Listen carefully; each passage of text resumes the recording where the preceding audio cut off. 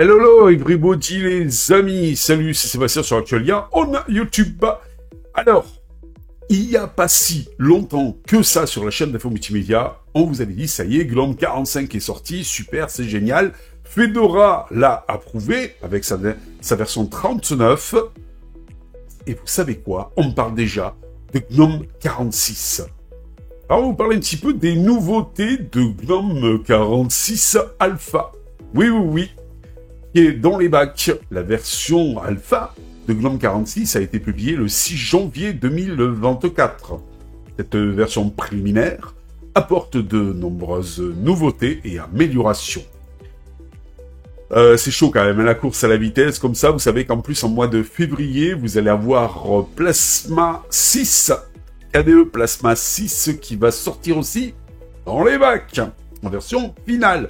Donc, il sera prêt normalement pour Fedora 40, mais la version de GNOME 46, elle aussi, va être prête pour, parce qu'elle va sortir au mois de mars et au mois d'avril, vous aurez la version 40, GNOME 40, vous aurez la version Fedora 40, et normalement avec GNOME, donc 46 aussi dessus. Nouveau Plasma, la version KDE Plasma 6 pour Fedora 40, et nouveau GNOME, le GNOME 46 sur, normalement, Fedora au mois d'avril. Waouh!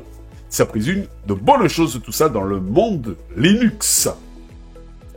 Un nouveau terminal prompt GNOME 46 introduit un nouveau terminal prompt qui remplace le terminal classique.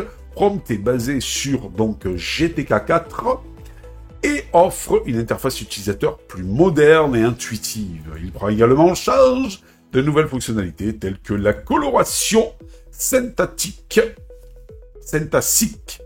et le défilement horizontal. Pas cool tout ça? Nouvelle application de documentation hors ligne. Cette documentation Bibliotheca. Donc Bibliotheca est une nouvelle application de documentation hors ligne qui fournit des informations sur les applications et les fonctionnalités de GNOME. Elle est disponible en plusieurs langues et peut être installée à partir du dépôt de ce monsieur GNOME.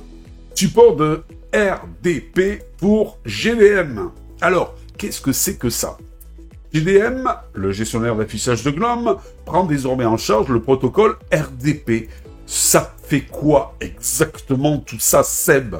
Eh bien, ça permet aux utilisateurs de se connecter à des ordinateurs distants de manière graphique. Tout ce que j'aime. De le faire graphique, de le faire en GUI, comme on appelle, et pas par des petites lignes de commande qu'on doit taper dans un terminal. Tout ce que j'aime. Amélioration de GNOME Shell. GNOME Shell a été mis à jour avec plusieurs améliorations, notamment une recherche d'applications optimisée, donc à mon avis plus rapide, plus fluide, des améliorations de la compatibilité avec les contrastes élevés, c'est pas plus mal pour ceux qui ont des petits problèmes de vue, des corrections de bugs pour la gestion des curseurs, le clavier à l'écran, la fenêtre du calendrier et la navigation par flèche dans les résultats de la recherche, des étiquettes OSD de moniteur améliorées, un indicateur d'enregistrement amélioré pour le Still Light, la possibilité de gérer les fenêtres de bureau pendant les animations de bureau. C'est pas mal tout ça. Autre amélioration, GNOME 46 apporte également des améliorations à d'autres applications et composants, notamment la prise, enfin, la prise en charge native des images WebP. Je vous rappelle que WebP est un nouveau format d'images compressées qui, donc, fait mieux que JPEG. Voilà. Et donc, on trouve de plus en plus sur le web des images au format WebP. Alors, quand vous faites enregistrer sous une image que vous avez trouvée, par exemple, sur le web, eh bien, vous vous retrouvez souvent avec un truc WebP. Mais qu'est-ce que c'est? Mais c'est pas pris en charge par-ci, par-là. Ben là, maintenant, ça y est, enfin, GNOME le prend en charge. Je rappelle que Windows le prend en charge, lui. Bon, il vous l'envoie dans Paint et après, il vous demande si vous voulez donc l'enregistrer donc dans le format que vous voulez, si votre logiciel de retouche photo préféré ne gère pas WebP. Moi j'aime bien Photofiltre parce que pour les trucs usuels, standards, rapides, sans prise de tête et tout, quand c'est pas trop complexe à faire et tout, par exemple pour mes vignettes et autres, j'utilise Photofiltre sur Windows, Photoflar sur Linux, et franchement, c'est génial, sauf que bon, ce logiciel ne gère pas le WebP. Voilà, et bien, peut-être que maintenant, il pourra peut-être le gérer grâce sur Linux, donc voilà. La prise en charge aussi du JPEG XL, JXL, comme format d'image par défaut pour les arrière-plans. Voilà. Et la prise en charge de session GNOME classique, sans prise de tête. Et le port GTK4 pour Swell, Floop et donc Setting. La version finale de GNOME 46 est prévue pour le moment de tambour 20 mars 2024. KDE Plasma 6C au mois de février. Et là, la version finale, c'est-à-dire la version finalisée, là, hein, c'est plus de l'alpha, de GNOME 46 est prévue pour le 20 mars. Et après mars, qu'est-ce qu'il y a? Il y a avril. Avril sortira, donc normalement vers la fin avril, sortira Fedora 40. Qui apparemment va supprimer X11, en tout cas le prévoit. Je me suis fait de plus en plus à Wayland. Ça va, j'ai remplacé les logiciels comme VocoStream qui ne fonctionnaient pas totalement. J'espère qu'ils vont faire une version qui va prendre en charge complètement tout Wayland.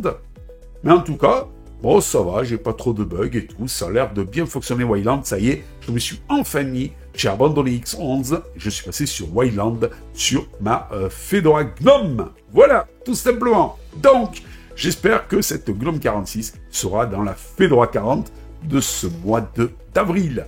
Je vous dis ciao les enfants pour une prochaine vidéo sur Actualia. N'oubliez pas le petit pouce vers le haut, ça fait toujours plaisir.